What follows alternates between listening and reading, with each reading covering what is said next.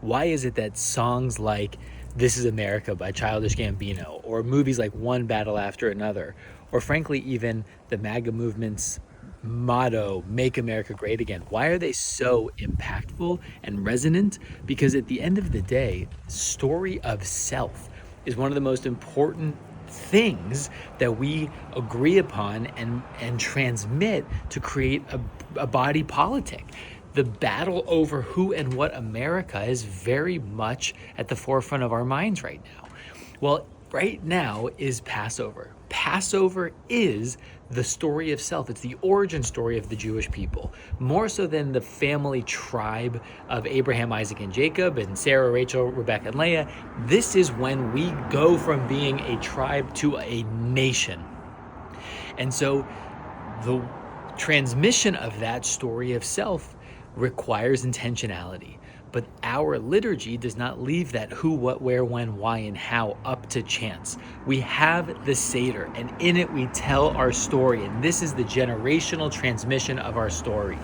But how that story is told, and more importantly, how it's interpreted, has one of the most important parental insights I've ever encountered. And that is the four children, the four sons, the wise, the wicked, the rebellious, the wise, the wicked, the simple, and the one who doesn't know how to ask. The first three make sense because based on the child's behavior, there is a push and pull. There's an engagement that happens with parents, and there's a content that they are prompting. But it's the fourth, this child who doesn't know how to ask. This, to me, is one of the most profound parental insights, which is we can't wait for our children to prompt us on talking about our inherited story of self. We, as parents and as transmitters of this, have to be taking with intentionality, focusing on and sharing certain parts of us, even if our children aren't asking for it proactively.